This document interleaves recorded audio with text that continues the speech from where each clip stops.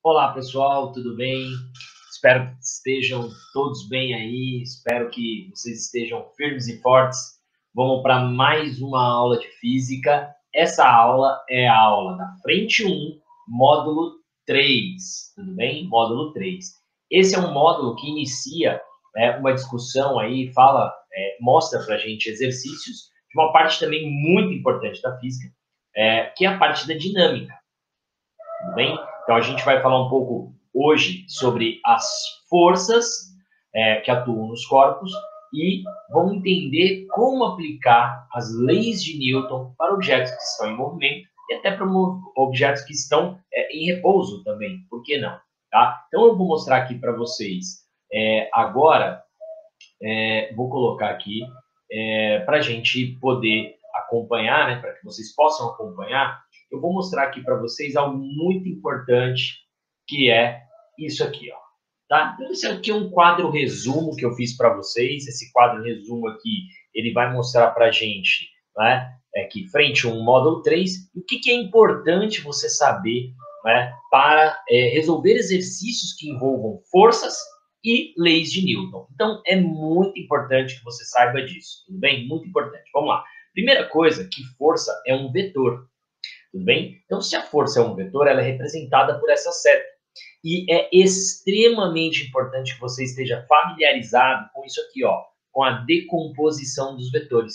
Entender que um vetor ele pode ser decomposto, tá? Em duas componentes aqui, não é isso? Que a gente geralmente chama de fx e fy, né? X horizontal, y vertical. Então, entender que esses vetores aqui que eu obtive, né?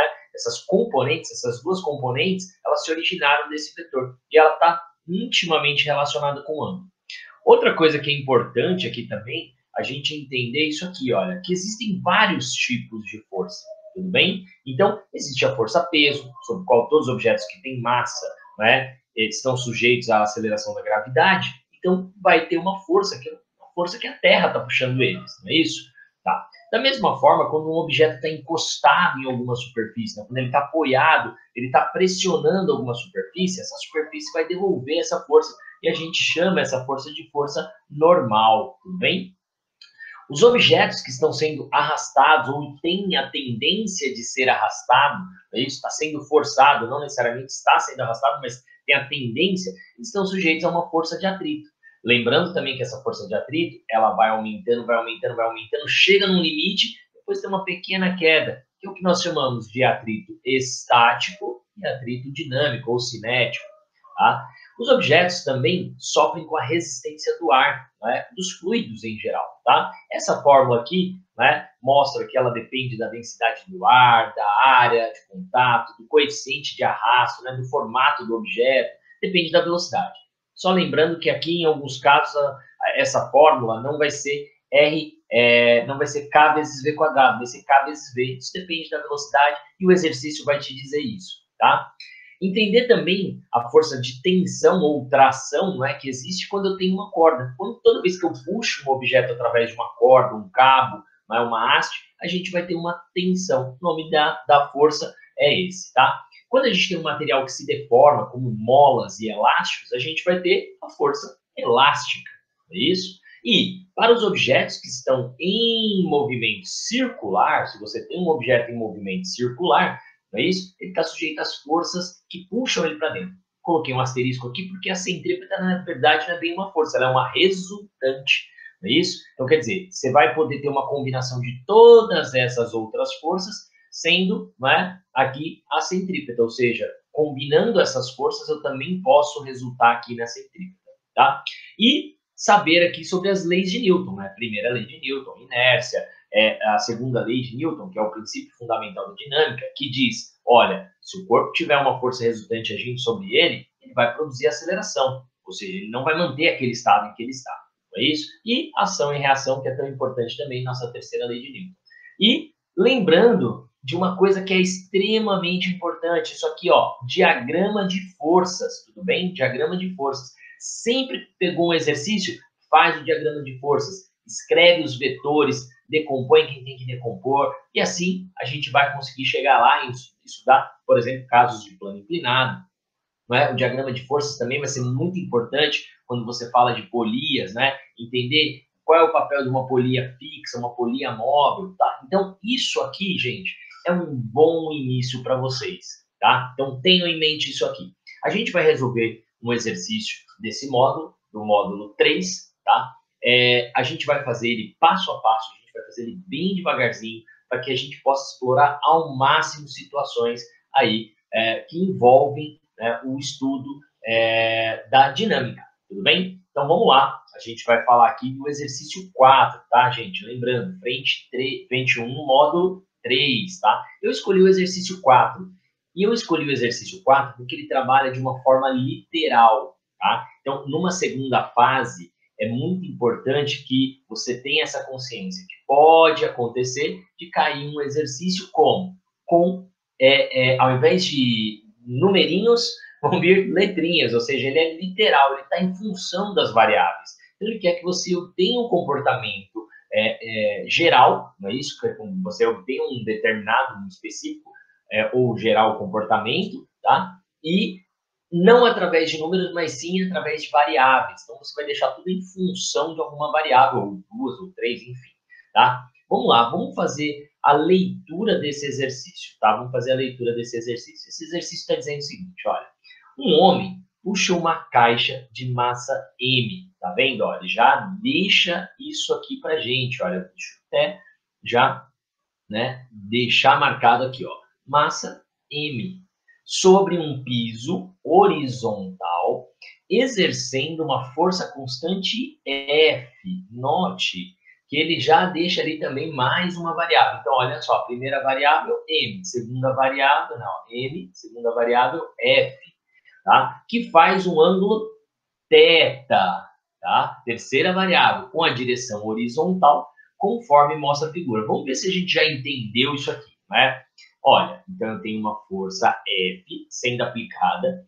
Essa força F não é horizontal, ela forma um ângulo θ com a reta horizontal, olha, está marcado aqui, tudo bem? Essa caixa tem uma massa M, tá?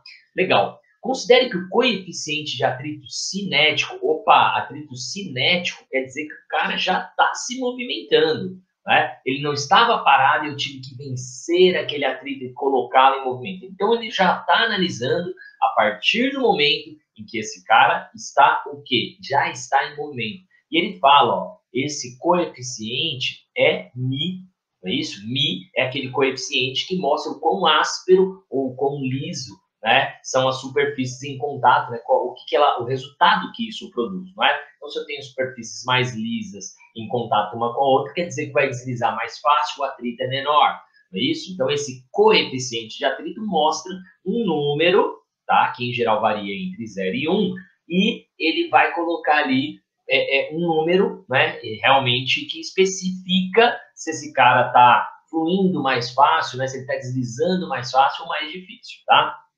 E que a aceleração da gravidade é g. Então ele coloca tudo aqui, ó, em função dessas variáveis: m, f, θ, μ, g. Tá vendo que ele não dá número algum para você, tá? Então é uma situação que pode acontecer, tá? Então, beleza, vamos ver se a gente já entendeu o que está acontecendo até agora. Olha, esse cara está sendo puxado, não está sendo puxado de uma forma horizontal, está sendo puxado de uma forma inclinada, tudo bem? Está sendo puxado de uma forma inclinada, e a partir do momento que ele está sendo puxado de uma forma inclinada, ele começa a se movimentar, está arrastando esse bloco, e vai existir um atrito aqui entre a superfície do chão, né, com a superfície desse objeto, dessa caixa, tudo bem? Então, legal. Olha, aqui, o que eu gostaria já de indicar para vocês, tá? Eu deixei até um desenho aqui, eu fiz um desenho à parte. Na prova, você já pode pegar e começar a fazer aqui alguns, né, diagramas aqui de força, tá? Então, você já pode começar a fazer isso. Eu fiz separado para não ficar tão poluído ali, tá? E qual que é a ideia? A ideia é que a gente vai começar a desenhar e identificar quais forças que a gente tem aqui, tá? Inicialmente, você pode pensar nisso aqui, tá, gente? Olha, então, quais são os tipos de força que eu tenho? Ó, geralmente eu tenho força-peso, força normal, tá? Então, eu vou escrever aqui, ó, e a gente vai fazendo um checklist. Atrito, tá? força elástica, tá? Força de resistência do ar, não é isso? Ó, resistência do ar. Que mais? Peso normal, atrito, elástica, tensão, né? Ou tração também pode ser, tá? Então, quer dizer, a gente está falando aqui força centrípeta, né? Vamos ver se está aqui. Vamos ver o que se aplica e o que não se aplica aqui, tá? Então, olha só. Note que a primeira coisa é ler o exercício, identificar o que está acontecendo. Né? O que está acontecendo? Olha, uma caixa está sendo arrastada, tudo bem? Só que ao invés de ela ser arrastada de forma horizontal, né? Eu estou fazendo uma força horizontal, estou fazendo uma força inclinada. Tá? Vamos identificar aqui, olha. O objeto tem massa. Se ele tem massa, ele tem peso. Então, eu vou identificar aqui através desse vetor. Isso que eu estou fazendo é o que nós chamamos de diagrama de força. Ó. Peso, ok. Não é isso? Nós temos aqui. Tá. O que mais? A gente tem uma força F, uma força de contato. Tá? Então, a gente tem aqui uma força de contato. Então, vou colocar aqui uma força de contato. Temos uma força de contato. Ok também. Temos uma força de contato. Quando a gente olha aqui, então já tem um vetor força, né? Um vetor que representa aqui o F, né? A força de contato, a força que alguém está puxando. Poderia ser uma força de tração, poderia ser uma força elástica, mas ele só especificou que alguém puxou ali. Eu tenho massa, logo eu tenho peso. Tá?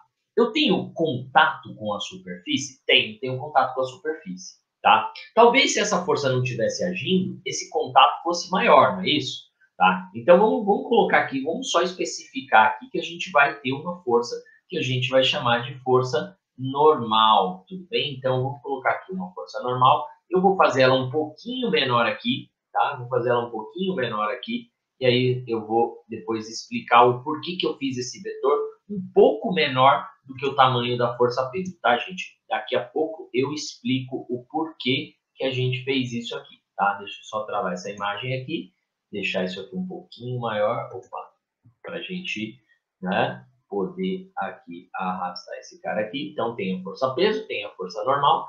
Ok, então temos força normal também, não é isso? Temos uma força de contato, então temos força normal. Tem o atrito? Tem. Olha, esse objeto está sendo puxado para a esquerda. Então, qual é a tendência dele? A tendência dele é ele deslizar para a esquerda. Só que a força de atrito é sempre uma força contrária, não é isso? Ela é sempre uma força contrária, ou ao movimento, ou à tendência de movimento. Tá? Então, nós também temos aqui a força de atrito. E nós vamos colocá-la aqui. Eu vou colocar até em verde aqui. Ó. Então, vamos ter uma força de atrito aqui, ó.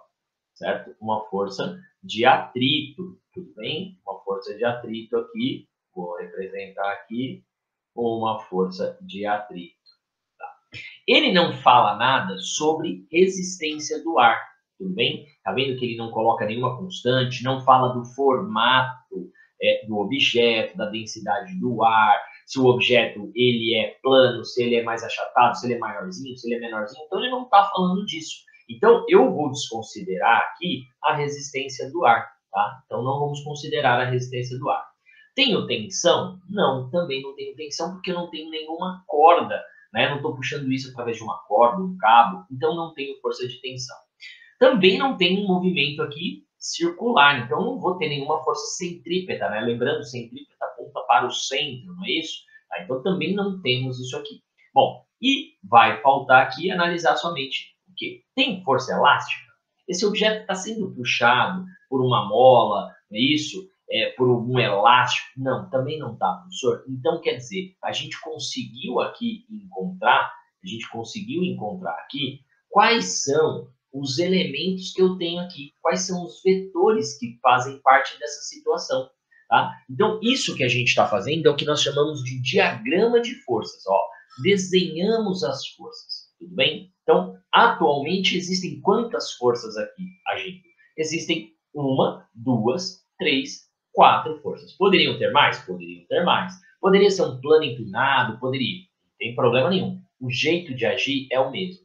Li o enunciado, vi que é um exercício literal, ou seja, ele não está me dando números, eu vou ter que expressar minha resposta totalmente em função das variáveis que ele me deu, tudo bem? Então, é uma situação que pode acontecer numa segunda fase. E aí, fiz a leitura do enunciado, vi que ele está sendo arrastado.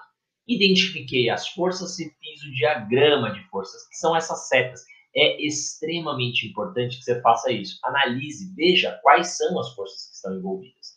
Bom, e aí agora a gente vai fazer o seguinte, né? Vamos já colocar aqui, vou aproveitar aqui e vou falar o seguinte. Olha, eu sei como se calcula a força-peso. Olha, força-peso é o produto da massa pela gravidade local. Ó, tá? Legal. Força normal. Força normal tem alguma fórmula? Não, ela depende da situação. Ela não tem uma fórmula. Tá? Você vai ter que analisar a situação e, através da observação desses vetores, entender como que esse vetor vai ser. Tá? A gente vai falar um pouquinho mais daqui a pouco. Tá? Então, não temos uma fórmula para a força normal. Para a força de atrito, nós temos uma fórmula? Temos uma fórmula, que é a constante aqui, né? Que é essa constante que depende da situação, tá? Então, que é o coeficiente de atrito, vezes a força normal. Por quê? Porque ele depende do quão áspero ou quão liso essa superfície é e depende também do quanto ele está sendo pressionado, né?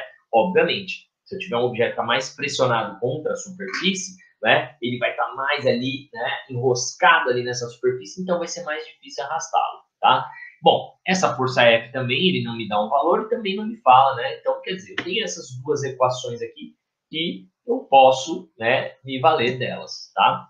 Agora, olha só, vamos ler agora. Então, nós só fizemos uma análise da situação, tá? Nem lemos o que ele está me pedindo. Então, agora a gente vai ler. Então, sabendo que, à medida que eu fui fazendo exercício com vocês, eu fui lendo, fui esboçando, já fui pensando, tá? Então, recomendo isso. À medida que vai fazendo a leitura, para um pouquinho, vê se você entende o que ele está sendo, né, o que está sendo pedido, o que ele falou, quais foram as informações que foram dadas, faz um levantamento, vê o que você já consegue rascunhar aí. Vamos lá. Utilizando as grandezas e símbolos apresentados no enunciado, deduza uma equação literal para o módulo da força F, tá? Então, quero uma equação para a força F, exercida pelo homem, de modo que a caixa se movimente com aceleração escalar constante. Tá? Então, eu quero que essa caixa se movimente com aceleração escalar constante. Eu quero que ela seja acelerada, tá? De uma forma constante, tudo bem, gente? Então, vamos lá. Ó. Eu quero que ela seja acelerada de uma forma constante. Eu quero que tenha aceleração. Eu quero que esse cara, à medida que ele vai puxando, essa caixa vai ficando cada vez mais veloz. Não é isso? Ela vai aumentando a velocidade, tá? Então, é isso que eu quero. Tá? Então, vamos pensar aqui. Bom, o que eu sei aqui dessa situação, tá? O que eu sei dessa situação? Que essa força, ela não é nem vertical, nem horizontal, tá? Bom, aqui eu tenho duas forças verticais, uma força horizontal e uma força inclinada. Então, a primeira coisa que eu vou fazer é decompor, tá? Eu vou decompor essa força aqui, ó. Essa força F, eu vou entender que, na verdade, é a mesma coisa que, ao mesmo tempo, eu aplicar uma força horizontal, que eu vou chamar de Fx, e, ao mesmo tempo, aplicar uma força vertical, que eu vou chamar de Fy. Quando eu faço isso, gente, quando eu faço isso, ó, essa força F, ela deixa de existir, porque eu estou trocando, tudo bem? Eu estou trocando essa força, tudo bem? Eu estou trocando essa força por duas componentes. Tá? Lembrando, né? Professor, de onde a gente tira aquelas equações? Ó? Lembra disso aqui, ó. Se eu trouxer esse cara para cá, ó, tá? Trouxer esse cara para cá ou deixar ele aqui, tanto faz, né? Ó, porque, ó, puxar verticalmente para cima e horizontalmente para a esquerda é a mesma coisa que primeiro puxar para a esquerda e depois puxar para cima. Então, só vai mudar o método. Aqui eu estou usando o método, não é isso? Do paralelogramo. E aqui eu estou usando o método do polígono, tá? E aí eu consigo perceber que se eu usar o método do polígono, fica até mais fácil de perceber que o Fy é o cateto oposto, tá? Ele é o cateto oposto. Por isso que ele está relacionado com o seno. Uma vez que, quando eu vou lá e vou escrever a equação do Fx, olha, vamos calcular aqui, ó, quem que é o Fx? O Fx vai ser a força F vezes quem? Vezes o cosseno, não é isso? Do ângulo θ, porque ele está relacionado com o cateto adjacente, e o Fy está relacionado com o cateto oposto, por isso que é o seno. Ó. Tá? Ah, professor, mas eu tenho que decorar isso aí? Não, você vai acabar percebendo que com o tempo, né, uma análise que você está fazendo é uma análise o quê? De um triângulo, tá? Então, quando você pega esse triângulo para analisar aqui, ó, coloca esse cara aqui, você vai perceber que o FY é o cateto oposto. Por isso que ele está relacionado com o seno, né? E aí você consegue lembrar disso facilmente, ó. O seno de um ângulo qualquer é o cateto oposto pela a hipotenusa, ó. Tá vendo, ó? Cateto oposto é FY, hipotenusa é o F, né? Se eu passar o F multiplicando, FY é igual a F vezes seno de θ. É daqui que a gente obtém, que a gente origina essa equação. E, de forma análoga, a gente pensa para o cosseno também, né? O cosseno, o fx, é o cateto adjacente, por isso que a gente relaciona com o cosseno. Tá? Então, gente, lembrando que essa força aqui, ó, essa força não existe mais, né? Professor, como assim não existe mais? Na verdade, eu troquei esse vetor por esses dois. Então, agora, o que nós temos? Tínhamos 1, 2, 3, 4 vetores, e agora nós temos quanto? Nós temos 5 vetores, porque um deles foi decomposto. Legal, e por que você fez isso, professor? Eu fiz isso porque agora eu só tenho vetores que operam verticalmente ou horizontalmente. E aí, a gente está vendo que eu quero que esse cara arraste, né? Essa caixa seja arrastada de forma com aceleração constante. Mas eu não quero que essa caixa, não é isso? Eu não quero que essa caixa afunde no chão e nem flutue, né? Eu quero que ela só tenha esse movimento, eu quero arrastar a caixa, quero movimentar essa caixa lateralmente. Então, eu percebo que no eixo X eu vou ter um movimento, então aqui no eixo X, tá? Que eu vou colocar aqui, e no eixo Y eu vou ter um outro movimento, uma outra situação, aliás, né? Então, ó, no eixo horizontal ele vai se arrastar. No eixo vertical, não, ele não vai se movimentar. Verticalmente, ele não vai se movimentar. E aí, eu tenho a seguinte ideia. Se no eixo vertical esse cara não vai se arrastar, a força resultante ali é zero no eixo vertical, né, no eixo Y. E o que isso significa? Que se ele não está indo nem para cima e nem para baixo, esses dois vetores juntos, não é? Juntos, certo? Eles não podem ser maiores do que o peso, porque senão ele teria uma aceleração para cima. E essas duas forças juntas também não podem ser menores, né? Ou não pode dar uma soma menor, um valor menor do que a força peso. Senão, ele aceleraria para baixo. Ele não pode ter aceleração nem para cima nem para baixo. Ah, então se a força resultante é zero, eu vou poder dizer para vocês o seguinte, olha, né? Força resultante aqui, que é massa vezes aceleração, no eixo vertical eu não quero ter aceleração, não é isso? Ah, então isso tudo vai dar zero, não é isso? Força resultante é zero. E quais são as forças que atuam? Olha, eu tenho duas forças num sentido e uma força no outro sentido. Se eu considerar que o sentido positivo tá para cima, então o negativo está para baixo. Então, essas duas forças estão no sentido positivo. Então, eu diria que Fy mais a força normal menos a força peso, porque a força peso teria um valor negativo, né? Isso teria que dar zero. Em outras palavras, eu posso dizer que a força normal vai ser igual o peso menos o Fy. Então, se ele me pedisse aqui, né, e a gente nem sabe ainda, a gente só leu o item A, não é isso? A gente só leu o item a gente vai perceber que a força normal é igual ao peso, que é massa vezes gravidade, menos a força Y, que é quem? A força F vezes o seno de θ. E o que a gente vai ter aqui? A gente vai ter até uma surpresa, porque a gente só leu até o momento o item A, né? Nós só lemos o item A. O item B, ele já vai pedir isso para a gente, ó. Escreva a equação para o módulo da força normal que o piso aplica sobre o corpo. Opa, peraí.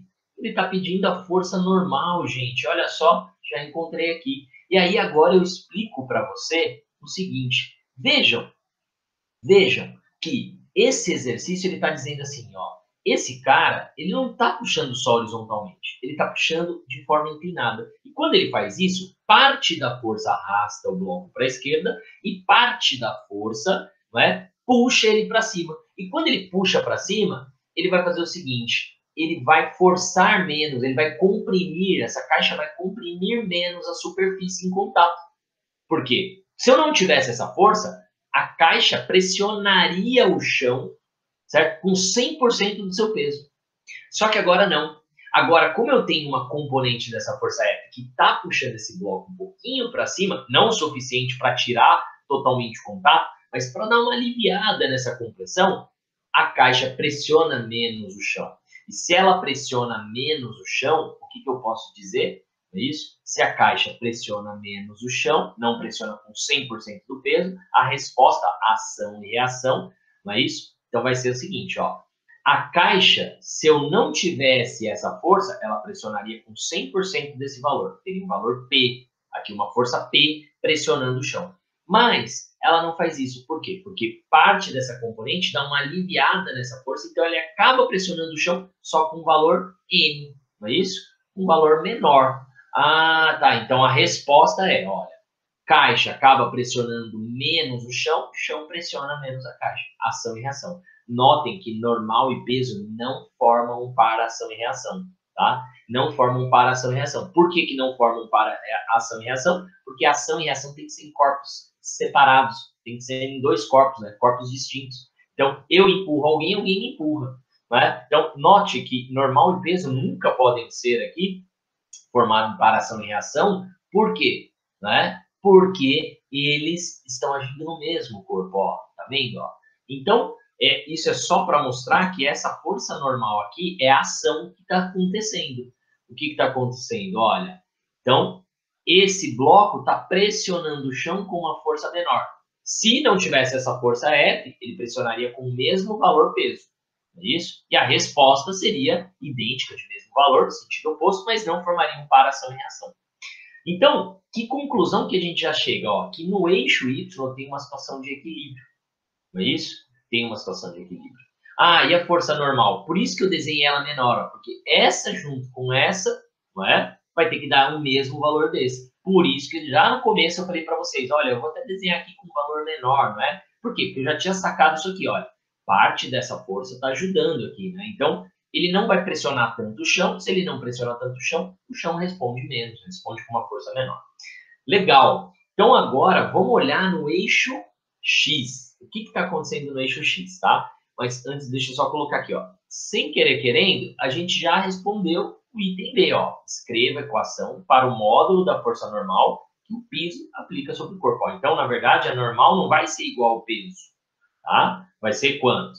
Vai ser o peso menos o valor dessa componente, ó. Não é isso? Ah, professor, dá até para ver aqui, né? Ó, se o F não existisse, se o F fosse zero, não é isso? O que ia acontecer? Bom, se o F fosse zero, a normal teria o mesmo valor do peso. Ah, professor, e se esse ângulo fosse zero? Olha, se o ângulo fosse zero, não é isso? O seno de zero é zero, então quer dizer, ângulo zero indicaria que uma força só horizontal, então não teria nenhuma componente vertical. Tá? Então, outra coisa que é muito comum também nos vestibulares é eles pedirem esse tipo de análise. Ah, o que aconteceria se a força F, né, tivesse uma inclinação menor, aqui, um ângulo menor? Aí fala, opa, um ângulo menor indicaria um seno menor, não é isso? E se indicaria um seno menor, um valor de seno menor, não é? Indicaria uma força aqui resultante aqui, uma componente menor, portanto, a normal teria um valor cada vez maior, não é isso? Ó, à medida que esse FY vai reduzindo, a normal vai ter que ser maior para compensar esse peso. Tá? Então, uma outra análise interessante aí. E agora a gente vai especificamente para o item A. Ó. O item A ele diz o seguinte, ó, utilizando as grandezas, tá? Né, ele pede para que a gente encontre o quê? Uma equação literal para o módulo da força F. F, note, que ele quer, né? Uma equação para a força F, não para Fx. Mas vamos lá. Então, o que eu tenho aqui? No eixo horizontal, gente, no eixo horizontal, o que eu tenho? Eu tenho um movimento que vai ter que ser acelerado. Então, a minha força resultante aqui para o eixo horizontal, força resultante tem que ser diferente de zero. Então, não pode dar zero. Então, força resultante, que é massa vezes aceleração, não pode dar zero. Vamos lá. Como que é essa força resultante aqui? Isso, como que é essa força resultante? Tá, então, essa força resultante, ela vai ter que ser como? Bom, eu vou ter uma força que puxa para a esquerda, que é o Fx, e aí eu vou considerar que ir para lá vai ser o meu positivo. Estou indo para lá, estou puxando para lá. Então, positivo, forças que estão no sentido oposto, negativo. Então, eu vou ter aqui ó, o Fx menos a força Fat, que são as únicas forças horizontais, tem que dar o produto massa vezes aceleração, uma vez que eu tenho que ter uma aceleração. Eu quero produzir, não é isso? Uma aceleração. Eu quero ter uma aceleração constante, que eu vou chamar de A aqui, uma aceleração. Então, Fx, como que ficaria Fx? Fx é F vezes o cosseno de θ. E o Fat? Bom, Fat é o coeficiente de atrito vezes quem? A normal, força normal, olha só, que é igual a massa vezes a aceleração. Mas, espera aí, quem que é a normal, gente? Porque ele não me pediu, né? Ele me pediu em função desses caras aqui, ó. Então, a função aqui, ó, n, não é isso? N é a normal, que é quem?